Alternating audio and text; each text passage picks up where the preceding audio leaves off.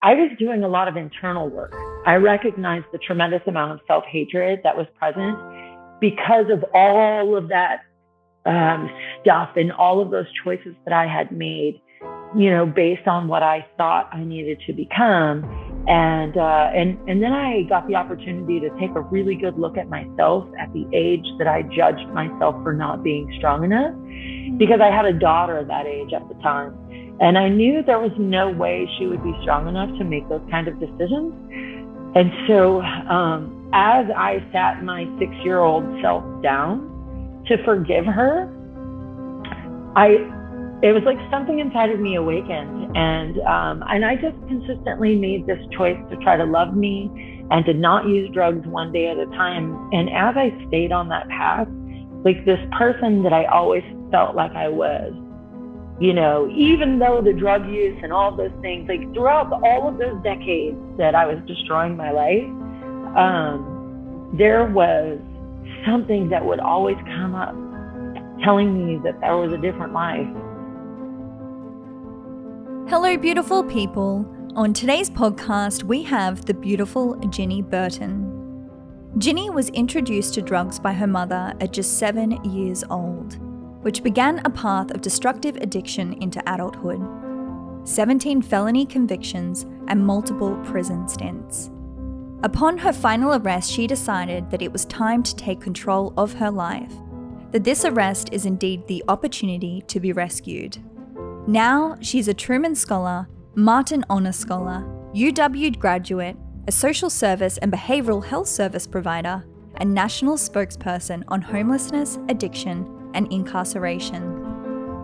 I'm going to turn my podcasting voice off now because this conversation is a little different. I think it is important straight up to put this disclaimer in now. There is a strong trigger warning for this conversation. We cover drug addiction, sexual and physical abuse, suicide. I just really want you to understand that this conversation is raw, not just in the context of authenticity and vulnerability, but in life experience.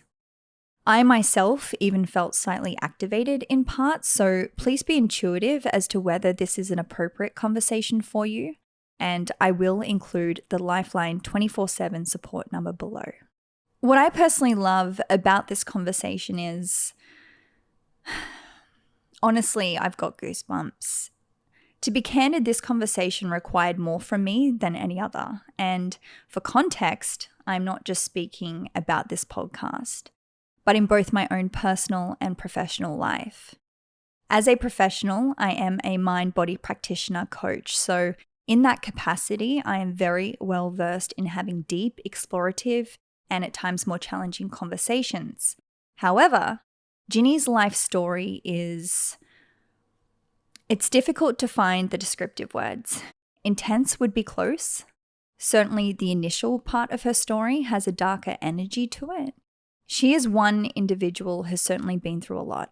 As shared, she was introduced to drugs by her mother at just 7 years old, which not too soon after turned into addiction to meth, crack cocaine, and heroin. She's been kidnapped, sexually, physically, and emotionally abused, and she attempted suicide at just 17 years old. I came across Ginny on a video that had gone viral on YouTube, and her story just impacted me so deeply. And I would recommend, if you get the chance, to have a look at her comparative images on Google, a powerful mirror of where she has come from and where she is today. Now, Ginny is a strong, empowered, phenomenal woman.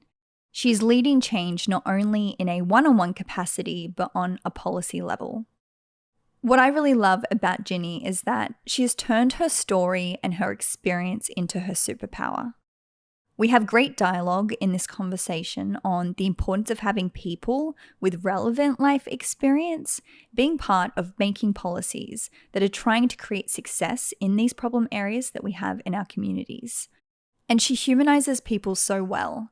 And as someone who believes I do this quite well, she has truly influenced me to be so much more mindful of how I perceive and relate to people on the streets, facing homelessness and some of which face addiction. She is an incredible woman, And I truly have no doubt that this conversation will be life-changing for you, however that may land with you. Please enjoy this conversation with Ginny Burton. Welcome, Ginny. Thank you so much, Jennah, for having me. So, Ginny, where I want to start is with something that I heard you share on, I think it was Como News Outlet. And you said, "What it means to me is that I feel like I have proven to myself that I am done. I'm done with the cycles and patterns that have been so destructive in my life, that I've become a different person, that I am the person I always was in my heart, but I did not ever think I would be able to become." So, Ginny, this is such a powerful statement. I loved this statement. And so where I would love to start here is understanding more about this disconnection from who you've always been in your heart. And I'd love to start particularly in relation to family dynamics, because to my understanding, your first experience with drugs was simply a choice made by a child to fit in with her family.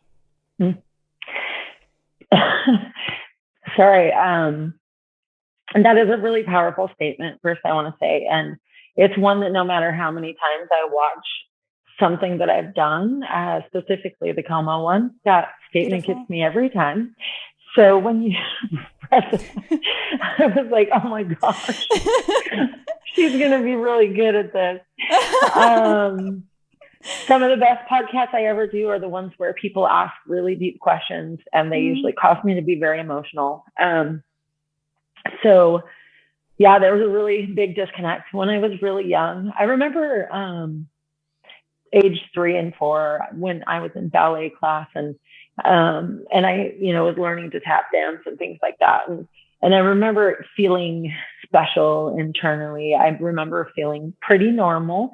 I wasn't really aware of the things going on outside of me, and I believed that I could become anything. I was pretty shy as a kid, and I felt like I was pretty kind. And as I continued to, grow up a little bit, until my dad was incarcerated, I really didn't know that anything would ever be different. I didn't recognize that there were drugs or violence in my household.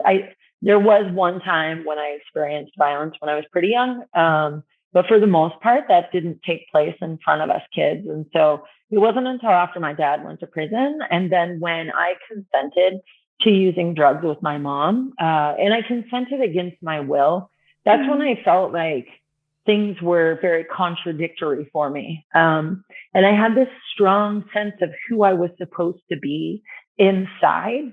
And I knew that drugs were not a part of that. And so I felt like I really let myself down at that time.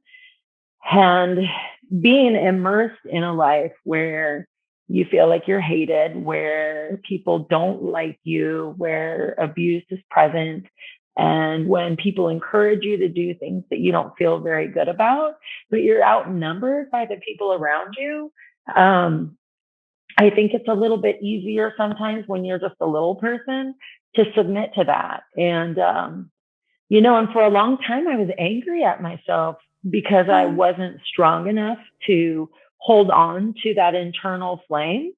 And then eventually I lost sight of it, and I immersed myself in the life that was around me and submitted to becoming the best version of that person that I could become. And so when at the age of 40, when I was arrested the last time, while I was incarcerated and waiting, I thought I was going to end up going back to prison.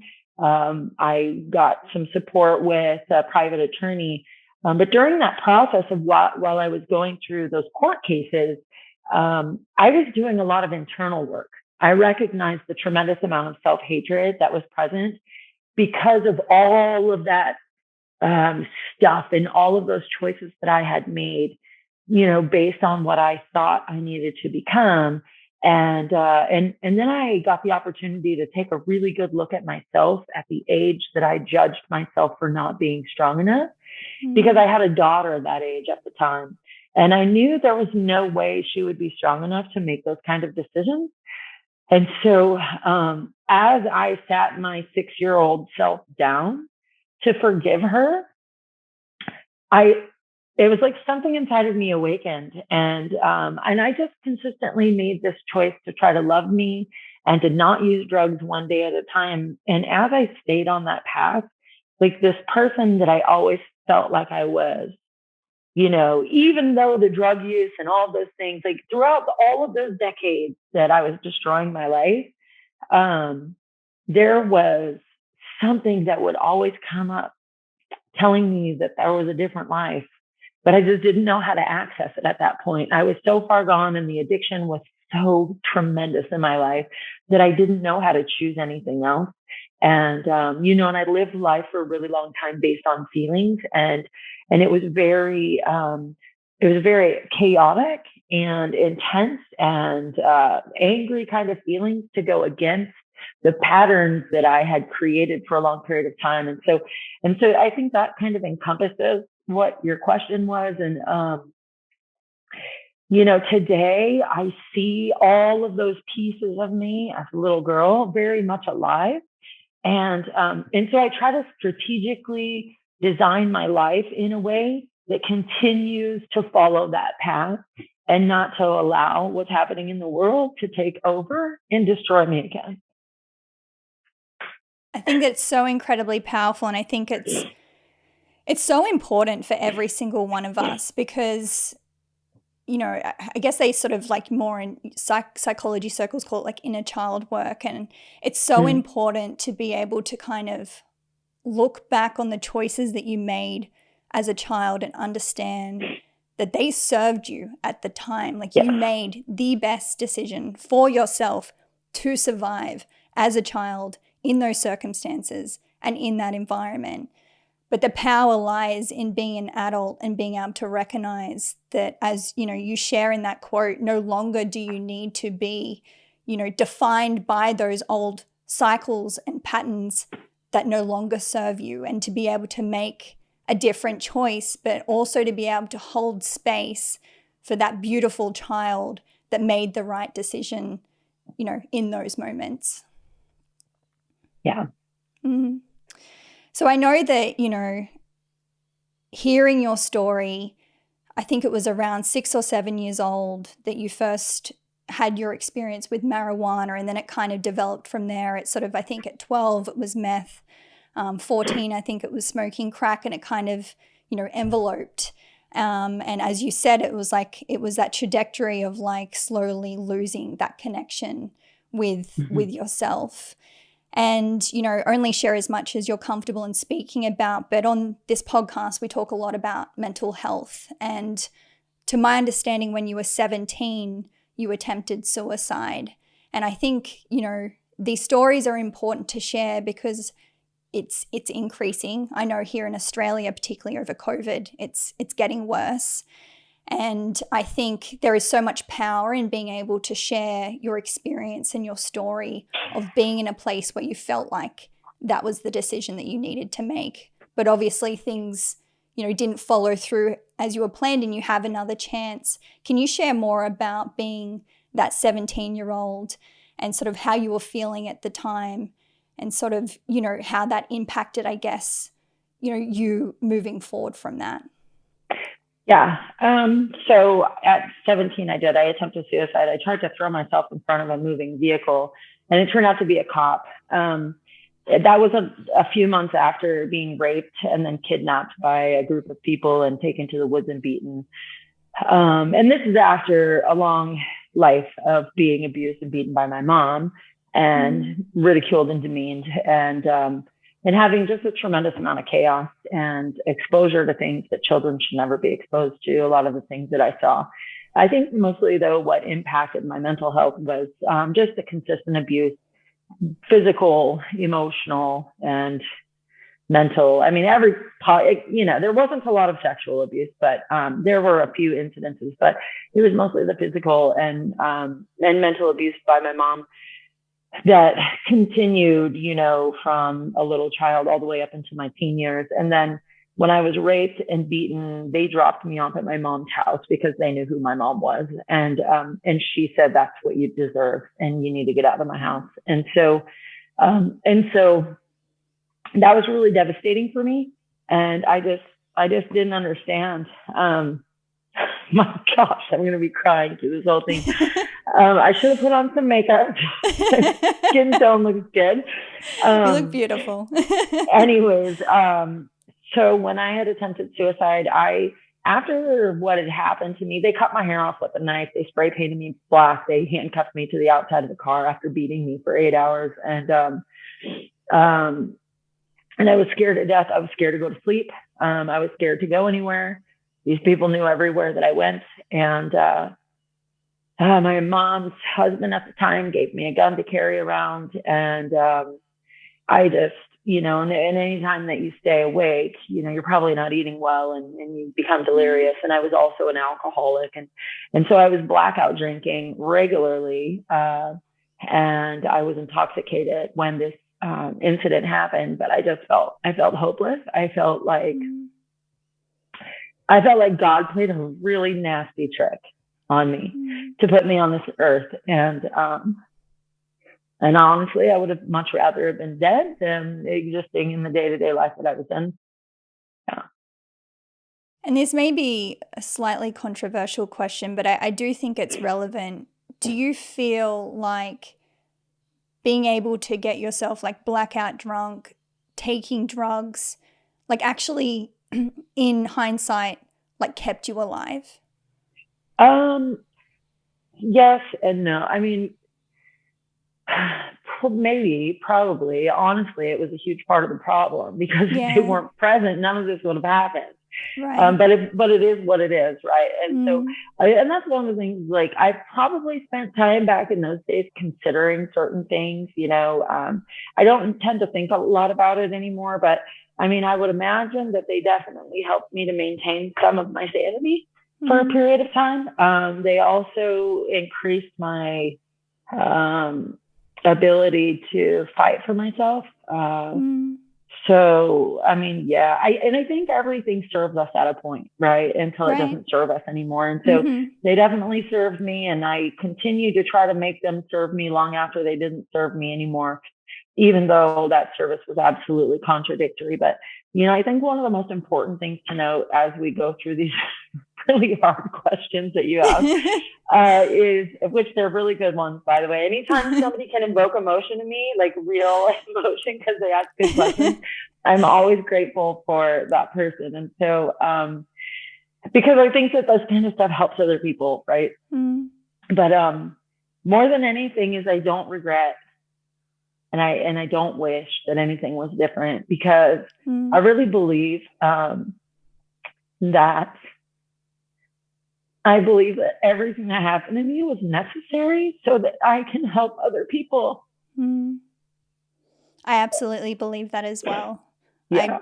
I 1,000% believe that. It really, really, I think, even before when you shared how like at the time, and, I can only understand through the point of you sharing, obviously not being able to relate through experience, but saying, feeling like God is playing like a sick joke on you. What I was thinking in my mind is like, I understand that you feel that at the time, but it's these experiences that, like, being able to share this transforms so many people's lives, as you know, Jenny. Like, there is so much power in you sharing your story, and I think that's the most important thing, is that like you really continue to feel that within your heart and within your soul, that being able to share everything that you've been through is, fundamentally changing people's lives, including myself, I hope you know.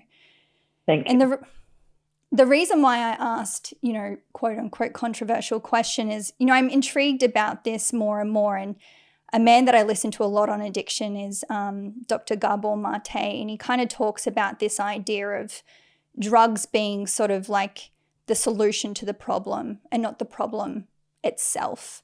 That, it's whatever you are seeking through taking drugs. And for the listeners, this doesn't have to only be drugs. This can be food. This can be shopping. This can be pornography. This can be all these different outlets that people experience with addiction. But it's something that you are seeking that you feel like you do not have in your life, and that you feel like the only way to kind of experience that is to do and make these certain choices. To an extent, I think that's kind of a one-dimensional view of that, of drug use. I think it's pretty one-dimensional. And I think there are a lot of people out there that don't really have lived experience, but that work with people that definitely have some perspectives from an outsider's point of view. I would challenge that, though. Not that that's never been part of my relationship with drugs, but I think it's one part of it. And because I wasn't seeking anything, I honestly didn't even like drugs. But eventually, you know, I mean, I submitted for certain reasons, and then I found a reason to seek it. So, I mean, yes, I can identify that with that on a number of levels. But then there, you know, and I guess like you can look at anything that way, right? Like you're seeking to feel different, and you're right, we use so many different things in that regard. But you know, I don't know. There were definitely times when I used drugs very intentionally to be a solution. But drugs are definitely a problem. For me, drugs are the problem. When I removed drugs, there are definitely some other things which occurred, but those things were not present prior to me using drugs. And so, and I think that's sort of where that train of thought goes towards, really. And I hear it a lot of times in 12-step recovery, right? Where people are saying, well, drugs aren't the problem. And that is true to an extent. Drugs are not the problem. They are the solution to a problem. However, they are a problem for me, and I wasn't looking to solve a problem aside from just acceptance, but I hated that solution, and I did it because somebody else wanted me to, not because I wasn't actually looking for anything else. I was literally that day pressured into doing it. I was saying no. And so I just wanted that to stop. And so, and again, even in saying that, I'm like, okay, that absolutely applies. But I think that there's just this other meaning, and sorry to like over talk about this, but I hear it a lot, and people don't necessarily always identify with that, right? Because when we say that, sometimes it's also a way to convince ourselves, well, I don't really have a problem with drugs. It is definitely a problem with my choices, right? And so, and that's where I've gotten to today. However, for a number of years, my choice was drugs, and I didn't know how to not make that choice. And so it's kind of a weird dynamic. You know, this is the thing, like anything that changes the way I feel, I now have a propensity to overuse it. That includes chocolate, exercise, you know, all kinds of things. And I think all humans have that. But we learn how to sort of manage that a lot of the times. But nothing is quite as destructive as drugs. I can go climb 10 mountains and probably be wiped out for 3 days, but I'm probably not going to clean my bank account out. I'm probably not going to go prostitute myself over it. I'm probably not going to get a gun and shoot somebody so I can go. So there's just kind of a different deal with that. And as much as I like to look at people in a way that, you know, recognizing that addiction isn't a malicious crime in itself, there are a lot of victims that come as a result of it. And so it's quite a complicated ordeal. So sorry, I get a little bit wordy on that kind of stuff. No, please don't be sorry. I think it's important dialogue, and I appreciate everything that you have shared. And I certainly think it's a very complex topic, and I absolutely agree with you. There is a spectrum of, you know, in terms of, you know, the addictions that we have, and drugs is certainly on the upper end of the other side of the spectrum. So something that I heard, Ginny, that you shared about when you were, I think it was coming up to your 4th arrest, you said, when I was arrested, I was rescued, which again, another powerful statement, Ginny. You really have a way with words and expression. Can you share more about what you meant by that? Yes. On my own, I was unable to stop myself from using. And I had been praying regularly for someone to just kill me. I attempted it on my own. My ex-husband was trying to make that happen. And what happened for me is my higher power chose to send the police to do his fancy work. And so I got the opportunity to be rescued and separated from the destructive path that I was on, because on my own, I couldn't do it. So. And so how did your life begin to truly change after this? Like what sparked this sort of like different path of I guess choice? Because I know that self-responsibility is so important to you now. Like what was the initiator in you starting to feel that sense of self-empowerment again? Sure. Well, first of all, I've always tried to be very accountable and responsible for my choices, even in my addiction. I try to be a person of my word. That doesn't mean I always followed through to do the best and did the best that I could as a human. I did the best that I could in each situation. I didn't want to be using when I was using the last time. I was in a domestic violence relationship, and I felt like the better alternative was for me to pick up. Once I started, I could not stop. So I was existing in this addiction. And for me, addiction is a huge beast. It's gigantic. If I put a drug or an alcohol into my body, I wake up something that most people just don't understand. It's quite large. It's kind of like, but more extreme, the person that is addicted to chocolate cake. I don't know what your favorite food is that you overeat, that you freak out if you eat pretty too close much to of. chocolate cake. Okay. So, and you gain weight when you eat it. And if it's there, you're going to keep eating it. Right. And so you try to not have it in your house. And, because if it's in there, you're going to sneak it. You're going to pretend that you're not the one that keeps on making it get smaller. And then it's going to be gone. And then you get on your scale and you weigh yourself because you feel bloated or your face is breaking out or whatever the case may be. And you're mad at yourself, but you keep buying them and you keep doing it. Well, addiction is like that, but it's way more intense and you have to have it. And I mean, you can say that for food, right? And so, addiction is similar to that. And so I knew the moment that I got arrested, I knew that it was over. It was done. I knew I wasn't going anywhere. I knew my bail was going to be too high. I knew I was facing at least 5 more years in prison. And I was fine with that. I was okay with it. I knew that it was going to give me an opportunity to be where I wanted to be because on my own, I couldn't stop eating the chocolate cake. I couldn't stop. I wanted to stop, but when in my addiction, I may want to stop, but the likelihood of my addict allowing me to go and try to surrender that on my own, really slim.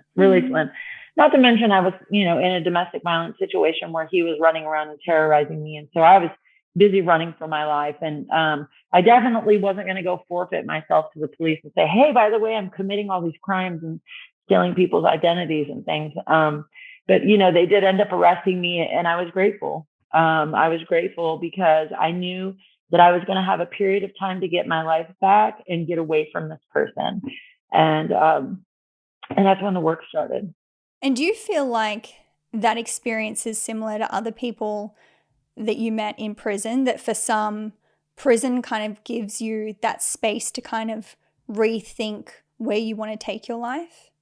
Well, it does. It gives people a respite. One of the biggest things I think, though, is that there's not a lot of supportive services inside of prisons.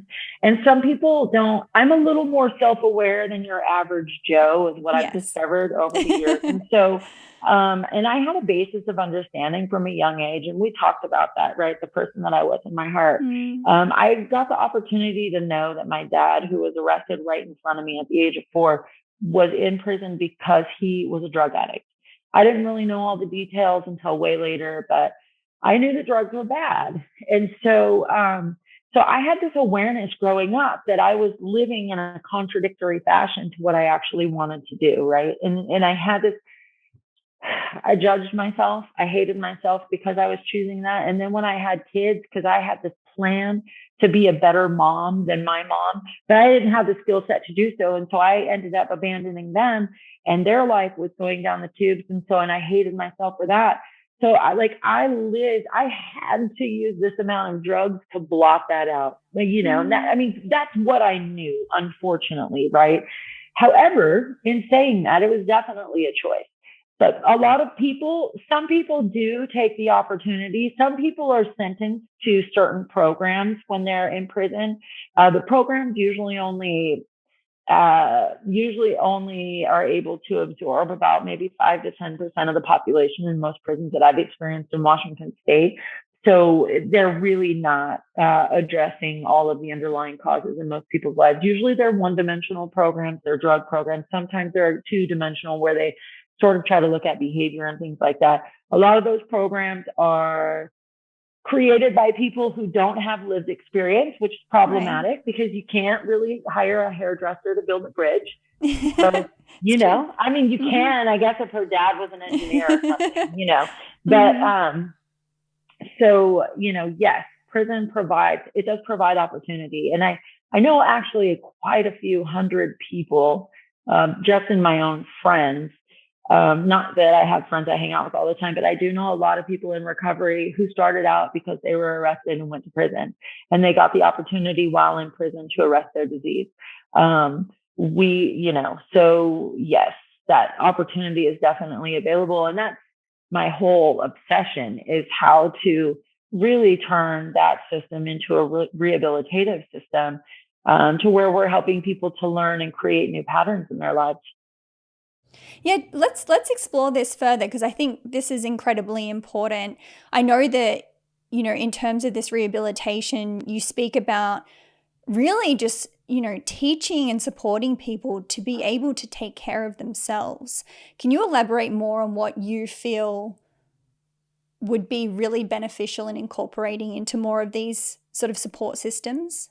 For sure. Well, first of all, right now we have a system in the United States, at least, that really supports these harm reduction, housing first models that provide needles and drug paraphernalia, and they support people living on the streets in squalor, and they traffic each other, and they, you know, take advantage of young girls that come out on the streets, and, you know, all kinds of things. And I'm watching my people die. And we don't have support around teaching people new patterns, teaching them how to identify the underlying causes of their problems, recognizing what their history is.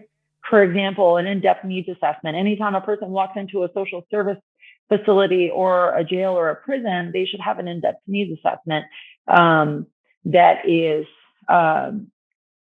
given to them. And where they're looking at family history, the way they grew up, did the parents work, do you have any experience with employment? Do you have children? Have you been married? You know, just all the slew of things that we have consented to, really, I mean, not just as the United States, but as every country or every continent in the world has some form of, you know, consensual way that we conduct ourselves, right? So that not only are people safe from attack and crime and things like that, but also so that our people, that we know that they're self-supportive and thriving, right? And having an expectation for folks to figure that kind of stuff out on their own is unrealistic. And so it seems to me that we've kind of submitted as a society. I feel like I'm kind of all over the place with this stuff, so I apologize if I am. But anyways, I really think that we need to implement a service structure inside of the prison system that addresses the underlying causes, that addresses addiction, that addresses how a person does get and stay clean, that gives people trauma therapy, that educates them to employable levels of knowledge, that, you know, creates opportunities for them to transition into the community, finishing the education, having housing set up to transition into their own independent stuff. We have the ability to actually do that. And if people are practicing those patterns from the time that they actually are incarcerated through the time that they are released from that support, which should follow them at least 18 months after release, where you have supportive case management in place that makes sure that they're doing well in their jobs, that helps them with family reunification, that makes sure that they're in a living wage position so they're not living in poverty. I mean, A, it would be way more cost effective. B, we would have a lot safer society. C, we would see a lot less of the destruction that we see happening on the streets, because as accepting as we are with all of these drug policies and these harm reduction policies, I worked in social services for almost 10 years after getting clean. And I can tell you that I had maybe 2 clients out of thousands that actually changed their lives. They're not helping people to become the best that they can be. And a lot of us just didn't have the foundational knowledge to know how to do anything except for that. And if I can change my life, anybody can. And I can tell you that the majority of people that I have engaged with, and I've served hundreds and hundreds of people in different settings. I definitely worked with a few thousand people over the last 10 years. And most of them were disheartened because they could not remove themselves from the environment. Anytime they wanted to get and stay clean, either A, it was a fight to get somebody into treatment, or once they were in treatment, they would get released into the same environment that were infested with drugs and predators and everything else. They did not have what it takes to actually get somewhere where they could be self-sustaining. And I think that's problematic. And so, and I come from it very, very organically as a person that had the experience of being on the streets, as a person that then went to serve somebody on the streets. And then I went to get an education around it. And what I found was that the majority of people that I was engaging with on college campuses, brilliant people without lived experience. And they're the same people that are our policymakers today, and they're going to become our future policymakers. And what we have is everybody's reading the same material and agreeing on the dialogue that they're having with each other, and they're not talking to any of us. And the ones of us that are in any kind of position, it's kind of the same thing as when I was a kid, when I was pressured into using drugs. If you have one person with lived experience, and you have 20 people sitting around the table that are experienced politicians, and they've allowed that one person in, and everybody's voting a certain way, nobody wants to be the odd man out. It's not very often that you're going to find somebody that's going to speak against that kind of stuff until you meet me. And, and because my goal is very different than most people's, and my goal is really to help my people to become the best that they can be, and to transcend their past. To be able to utilize their lived experience in a way that actually helps to rise people above their station, because it's possible. And anyway, sorry, I can get a little passionate about this, but beautiful. I really think that it is possible for us. We have the technology, we have the capabilities to become the village in the lives of those around us that are struggling. And that doesn't mean that 100% of people are going to immediately do fantastically, but our numbers of success are going to be much higher than they've ever been. We're going to be reuniting families. The kids that end up in foster care, because we're supporting the fact that their mom and dad are out on the streets in a tent and ODing every other day, but it's okay because we have Narcan on hand. Instead of trying to teach them the fundamental things to actually be able to look at themselves in the mirror and feel like they're doing something good for themselves. Because I'm going to tell you right now, people that are living in the trenches and the depths of addiction like that, that's a tremendous amount of hopelessness. People aren't happy with that. That's not what they want. They just can't see outside of any of that because their addict is so big. And it's the same thing I was talking about just a little bit ago when I made the decision to use again, but I couldn't stop. And now here in the U.S., it's spreading like wildfire. There are policies everywhere. We're decriminalizing everything. That means nobody's getting arrested. That means nobody has a chance. I was being terrorized and beaten and everything, and committing crimes and victimizing other people in society before I got locked up last time. I was so grateful to be rescued. Those cops saved my life. We're denying people that opportunity today. And it breaks my heart. It breaks my heart. And not one person with lived experience is helped put those policies in place. Do you feel there is momentum in the direction that you want this to go? And what are the obstacles to this? Well, that's going to turn into a political question. Keep it G-rated, Ginny. No, I honestly, I do not share my political ideologies or leanings at all. I refuse to, because this is a human problem. And here in the US, everybody wants to make something political. And to be quite honest with you, I vote for policies, not people. Do I think there's momentum? No. I think we are pushing farther and farther down a rabbit hole that hasn't been working. And we see it in cities like Seattle and San Francisco. So no, there's momentum in the destruction of more of my people. That's what I see. I see people talking about wanting to do things, but all they're doing is the same thing as the guy in front of them. And I've had conversations with politicians or people that are running for certain offices privately and some publicly. And they say, well, what do you think about this? Or what do you think about that? And I said, I think you sound just like the other person that's in position right now. So, and 9 times out of 10, I would say 9.7 times out of 10, those people have no lived experience. And so what are the obstacles? The obstacles are the narratives that everybody is deciding are okay to follow. And I can tell you where those narratives are coming from. They're coming from college campuses. And that's not to say that you don't learn a lot on a college campus, but it's indoctrination. And I pushed back against it my entire last year on the University of Washington campus. And I could tell that the majority of what was being written and what was being taught in classes was coming from other academics. Mm-hmm. It wasn't coming from anybody. They weren't actually interviewing anybody with lived experience. I could tell by the jargon they used to describe people and the information. I got to this one point and I said, did you guys ask anyone else that actually came from those areas what they thought about this? I said, because none of this is accurate.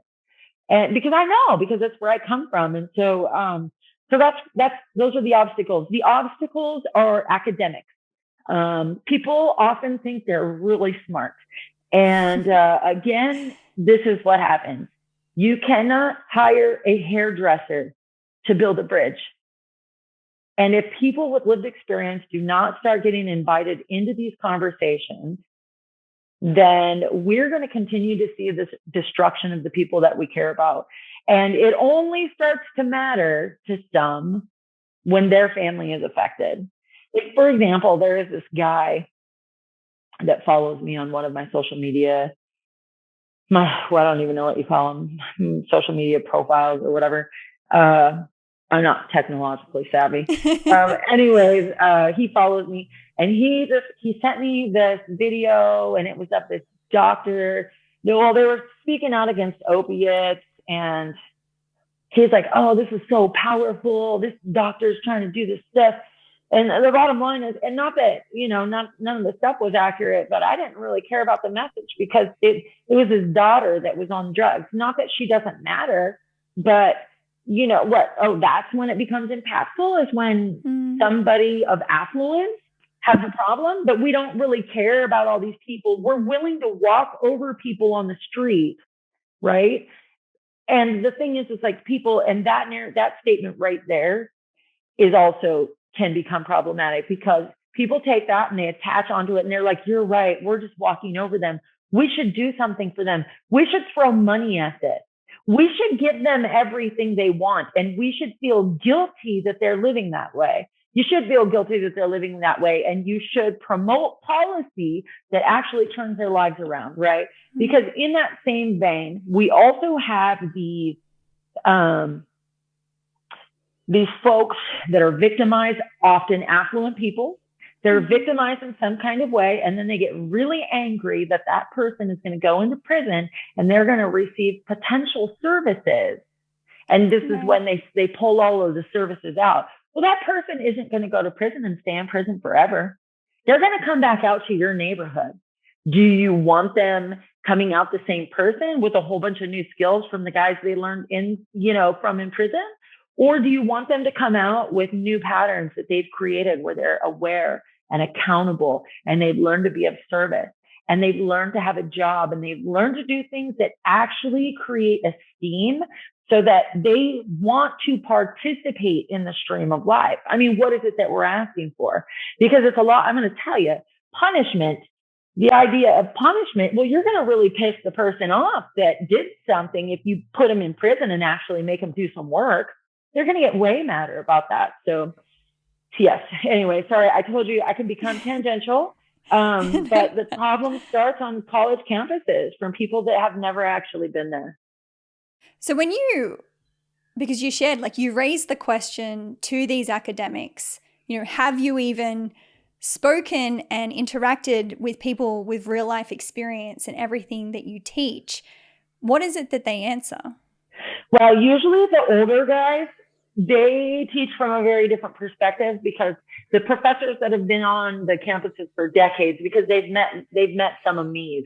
And so, but it's the young ones that usually have problems. And so one guy in particular, him and we butted heads. And he said, he would say to me, well, I approached it a little bit differently. I said, has anybody in this class, first of all, I said, I would appreciate it if you don't use this label, this label, this label, and this label, because it's no different than a racial slur, in my opinion. And you're offending me every time I come into this class, because none of you have asked someone like me how they feel about being called something like that.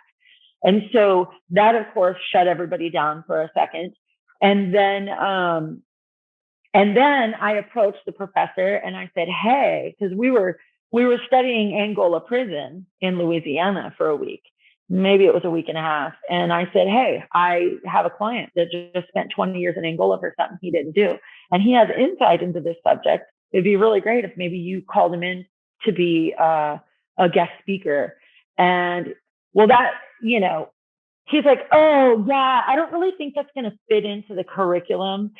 And I took it in a way that was more like I had an opinion about it, about what I thought, but I thought maybe he'd like to hear himself talk a lot. And this is, and then you have the students who really co-signed all of this stuff because they all read the same stuff. And then you get all the accolades. The kids get the accolades, and I could call them kids because my kids are older than them. And so they get the accolades because the professor is saying, oh, yes, you're right? Because they've all interpreted this stuff in the same way. And so and I had to ask myself in that particular class, which I got a 4.0 on, which is really good here. I don't know how they grade you guys there, but I feel like he just wanted to shut me up. But at the same time, I did have some impactful work that I put in. And that was my goal. I asked myself, do I want to push back and be pissed off for the rest of the quarter in every single class? And at the time it was COVID. So we were synchronous. We could watch later if we wanted to or whatever, right? Which I stopped going to the class. And every time I did, once I was not in the class, they all started using the same jargon again. And I won't say every single person did, but a lot of them reverted back to using the same jargon. But I asked myself how I wanted to address this, right? Do I continue to try to put my energy out there to educate the kids, or do I want to influence the way that he teaches? And my goal was to influence the way that he teaches. And one of the things I did appreciate about the class was the way that our tests and things were set up, and they were set up through writing papers. And this was about police and incarceration. This class was so one of my better topics. And so I just wrote some very directed papers to try to influence how he presented information going forward in the future. And so, and which I really loved and enjoyed my time on the university campus. I learned a lot. I learned about how other people think. And that's what I needed to know more than anything. I learned about political structure. I studied politics. I learned how to become a better writer. And I learned how to try to fight differently, because my normal self wants to come in kicking indoors. But I had to think about what is my long-term goal? Just like with what I'm doing now, right? What is my long-term goal? Do I want to continue to work in direct service with one individual at a time? Or do I want to tackle this larger policy scale in our nation and potentially impact policies in our, in the world, which there are a lot of great policies over in Europe when it comes to prison stuff. But, so my fight has become more structural, so that we can affect the long-term plans of how to actually grow people like myself beyond the need for services and out from underneath this glass ceiling, right? And that's where as I've like settled more into that understanding, that's where my understanding with why people are so fascinated with my story has really come to my awareness, because it's like, oh, yeah, it's like I'm creating hope, right? And like my whole entire fight is just, I just want to help as many people as I can. I'm not interested in helping the people on top. If I help them see themselves a little bit better, that's fantastic. What I want the people on the bottom to know that, yeah, you can. Yes, you can. And all that is an excuse. And if I can, so can you. So wipe off your freaking shoes and pull up your bootstraps and let's keep moving, because all of this babying, coddling, we're not helping anyone. We're loving people to death. So in relation to your story, because as you share, I mean, I completely agree. This is why, essentially your story went viral, is because you were providing this essence of hope. When we kind of bring that down more into an intimate space, and let's say, you're working one-on-one with someone, how do you lean into influencing them to really start building that sense of hope in their lives? So this statement that I used just came to my mind as you asked that question. And so and I use this a lot, when somebody says, I'm trying, I said, throw a pencil down on the ground right now. Try to pick it up. Right. I mean, and that's just the bottom line. And so I made an excuse for a long time in my personal life, right? I always made excuses. I can't do that because of this. Oh, it's too hard. Oh, but this and but that. And I just started to eliminate those excuses. And that's, and that's how I instill hope in others, is I just share my own experience. And often, I don't know if I like have too many things that I can't usually like compare a personal story to when somebody shares something with me. But I also try to share the outcome that I've experienced as a result of doing a really hard thing. So like, for example, yeah, it was really hard for me to stop shooting heroin. And so instead, like every day, every time I thought about it, I would do this thing. And sometimes it felt like it was never going to go away. And then eventually, like, this is how I felt, and these are the things I was able to do, right? So that's just like a for instance. But I take a lot of the feelings. I'm not super fluffy, feelingsy person. Sometimes people get very frustrated working with me. There's a girl on social media who started following me, and she really thought I was the greatest thing ever. And she wanted to engage with me sort of one-on-one. I don't have a lot of bandwidth for that. I do have a group on Facebook that I do. It's called Courage to Change Goals and Gratitude. And there I share and try to lead by example. And there are a number of people that are following that process. And it's really just about sharing gratitude and then goals and trying to set and achieve small goals. But this girl in particular, I try to tell her, I said, you are going to end up thinking that I'm mean. So because I just eliminated excuses in my own life. And, right. And when somebody comes to me with 5,000 excuses, why? And, either, okay, well, you're not interested in doing it, or you need to, choose something different. And so that's one of the reasons I've had to scale up, because I can't do the direct service stuff. And so but I do every day, actually. And I share in this group, like I share a gratitude list. I share a gratitude list with more than 20 people in my text messages every day, and they send them back. But in this group in particular, one of the things I'm trying to teach people is to engage with each other when they're sharing these things. You want to acknowledge someone. You definitely want to encourage. I don't do the whole sink into, oh, but I feel this way, because feelings only have as much power as we give them, and like, I got this opportunity to start mountain climbing. And what I learned on my first mountain climb was that I had no idea what I was capable of. And I lost all my opportunities for excuses because I ended up on my feet 23 hours. A guy broke his tibia. I thought I was going to fall down the mountain and die. I did slide down the mountain at one point, but we were able to make it off the mountain as a team. I pushed myself harder than I ever thought possible. We had one headlamp amongst 5 people. And by the time we got down to the search and rescue trailer, because we had to have somebody come and haul him out because he broke his leg. But we got him really far with a broken leg. But what I learned was that, I don't have an excuse. I don't. So I have no idea what I'm capable of. And that's what I know about people. And when we stop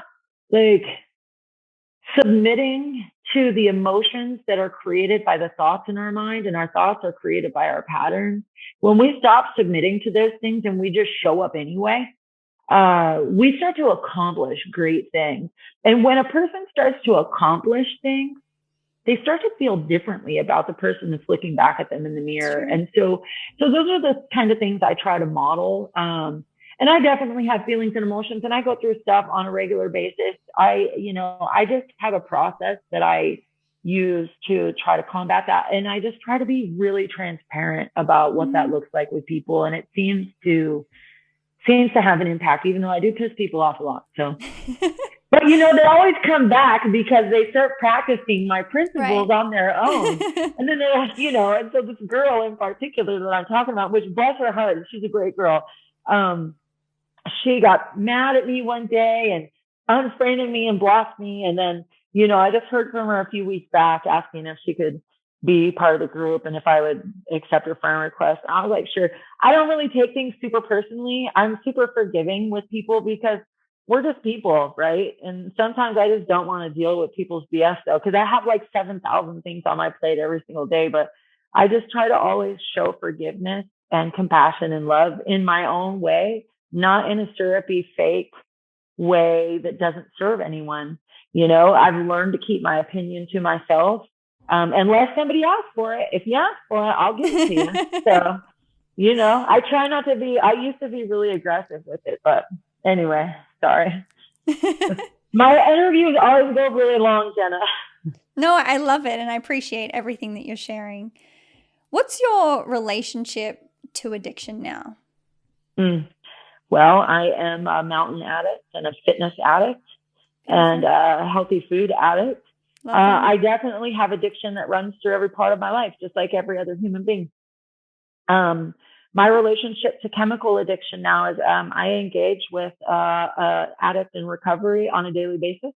I have lots of addicts that aren't in recovery that are in my life that do frequent my life via social media.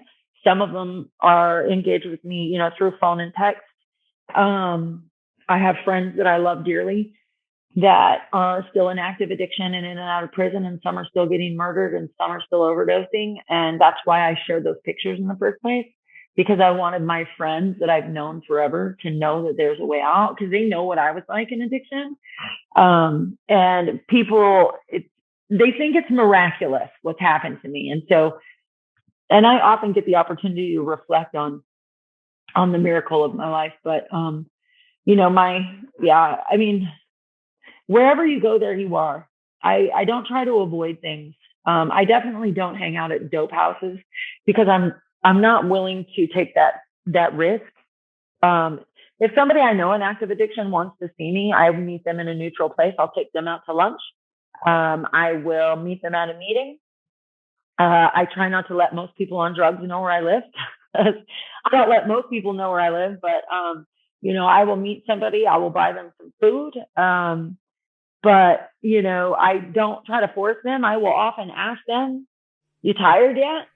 How are things going? But I try to make sure they know that I love and care about them. But when I was working in social services right before I went to the University of Washington, I worked in a program where people were actively using drugs. My drug of choice frequently would get blown right in my face. And it has a really pleasant smell to it. So, definitely a trigger. But I really think that my higher power helps me out with that. because I got the opportunity to see so many people with their lives spiraling out of control and what the drugs will continue to do to you. And I feel like it just really strengthened me. So I have a healthy respect for addiction. I know the power that it has. I know what it'll do to my life. I know that I'm one decision away from making a terrible choice, just like any other addict. If I were to go drink today or smoke weed or take pills, even if I have an injury and I go to the hospital, I do not want narcotics because my body doesn't know the difference between the drug and the dope man. And I don't think that I have magically formed this willpower that can override that, because my tissue was inundated with chemicals for a really long time. And I mean, even caffeine, if I use something with caffeine in it, it wakes something up in my body, and then my body automatically starts to crave it. And I think that's just from decades of drug use. And so I try not to put things in my body that are addictive. Aside from sugar, I have a problem. I like sugar. I like sweet. And as anybody knows, sugar is a drug, but I recognize addiction in all things. And I recognize that other things don't cause me to do things that destroy my life. And how do you remain connected with your higher self now? Yeah. So I have a very intentional relationship with my higher self, with the God within. I wake up in the morning and I read things that help to align me, and I spend time in prayer and meditation every night before I go to bed. And this is like, I would say 99% of the time, even when I'm out on a mountain, that these things happen. I have a practice that occurs every single day. I participate in gratitude. I participate in journaling. I also practice things that keep my body aligned with my spirit, and which is fitness. I try to feed my body things that are healthy. And when those things are all aligned, I very much am treating myself like a temple. And I also participate in a body of people that have the same faith as I do, because I believe iron sharpens iron. And so when I put myself around other people with the same common goal, I am more likely to follow in that kind of path. Just like with the program of Narcotics Anonymous, which I am a member, I might not align with everything that I hear and read, but the overall goal that we're all trying to accomplish and what the literature and things like that are really pushing us towards, I am aligned with that. And so, in most situations, I've learned to take what I want and leave the rest, and recognize that it serves me well to socially engage. And so all of those things contribute to that relationship with my higher self. Beautiful. And I think so powerful, and something that we can all certainly integrate. So moving forward, Ginny, I mean, where does your life go from here? I know you have upcoming speaking engagements, like a lot is going on. Can you share more about sort of where you're heading for 2022? Yeah, so 2022 is really exciting. First of all, on February 3rd, I will be speaking in North Dakota, in Fargo, North Dakota, and it is called, oh my gosh, the Opportunity Ball. I will be speaking for the F5 project, which is a re-entry project that was created by a guy with lived experience.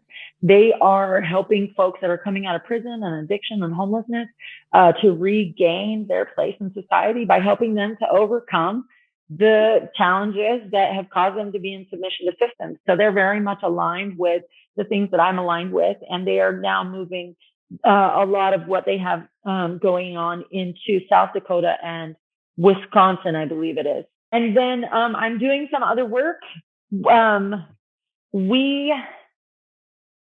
Me and some other people are creating a national network, and I spoke about this in a number of different areas. And so we were called the National Overcomers Network. We are in transition with the name. I will keep people informed as to what that is. But what we're doing is we're creating a network of people across the nation who have overcome not just addiction, not just prison, but any vulnerabilities that have kept people in submission to systems. We're also bringing into that network programs that are supporting the facilitation of the growth of people beyond the need for services. And we are also connecting with states that are aligned with that. And what our goal really is to change this policy, the policies that I was talking about, in order to support the face of social services to be something a little bit different, right? Instead of having it be a landing pad, giving men fish, we want to teach men to fish, and we want that policy to change in the nation. And so that's another thing that I'm doing. And I also, a new opportunity arrived in my lap that's definitely connected with the network. I will get an opportunity to create a family reconciliation, essentially, reentry program to work with folks in prison that have children. And so, and it is really under my discretion on how I want to design that program. And so that's going to be something that's really, really exciting and very close to my heart. So those are some of the things that are coming up in 2022. I'll be planning more podcasts, more TV shows, more all kinds of everything, speaking in different places. And I'll try to make sure that people are caught up on all of that stuff via my website, which is www.vjennyburton.com. Beautiful. Amazing. Incredible. I'm excited for you, and I'm excited to follow your journey. And before we end, I wanted to ask, as you're aware, there is a certain picture of you that sort of went viral that, you know, was kind of you in the epitome of, you know, the depths of addiction, and sort of moving forward from that, the comparison of you becoming a graduate. And I heard you share, I think on the same news outlet, you said, when I look at these pictures, I realize I was wrong about myself. I would love for you to share more about how you sort of looked at yourself then and how you look at yourself now. Yeah. Boy, I tell you, you and those one-liners of mine. You've got beautiful one-liners. They're your one-liners. I know. They're the ones that make me cry every time I watch stuff. Anyways, well, they touch my heart too, Ginny, so it's powerful stuff. So for a long time, I looked at myself as a failure, as a worthless human being, as somebody that should not have ever been put on the face of the earth, as a failure of a parent and a sister. And I've just felt completely worthless. And today I don't feel that way. I feel like everything that happened was necessary to happen to get me to where I am today. And that I have such a vast experience in so many things that we're watching people struggle with today, that it's created this tremendous credibility. And I am worthwhile. I'm as worthwhile as every person that I see on the street that people tend to overlook and think mean nothing. And so I just see the value in who I am as a human being, not because I'm doing things, but just because I am. Beautiful. I love it. That's certainly something I'm going to reflect on in my life. So thank you for sharing that. Oh. And thank you for everything, Ginny. Thank you for coming on this podcast. It's been such a powerful and strong conversation. And, you know, as I've shared sort of when we weren't recording, I admire you so much, truly. I think your story is just powerful, phenomenal, and I admire you in your courage to just show up and share it. I think, you know, the human aspect to it is that, you know, I'm sure not every day you feel, you know, the Ginny that's on the TV and she's got all her shit together, but, you know, you keep going, you keep staying the course, and you're staying with your mission. And certainly someone that's come across you, you've inspired me in so many ways. So thank you so much. Thank you. And any of the overly babbly parts, please feel free to edit them and make them sound smart. No, I actually love the babbly bits. I'm an advocate. A lot of people get a lot of good stuff out of those babbly bits. But there's a lot of good stuff. This has been a wonderful interview. Thank you. On a final note, Ginny, I would love to ask you, what does it mean to you to be human? Gosh, that's such a big question. And I tend to try to simplify things, even though I talk a lot. I think to be human is to just be exactly who we are, where we are. Beautiful. To learn to accept ourselves is key to feeling like we get to own that title as human. And many of us think that we don't deserve that, but that's a lie. And I think the key to being a really, really present human is to know that whatever we tell ourselves is the truth. So we have to be careful how we talk to ourselves.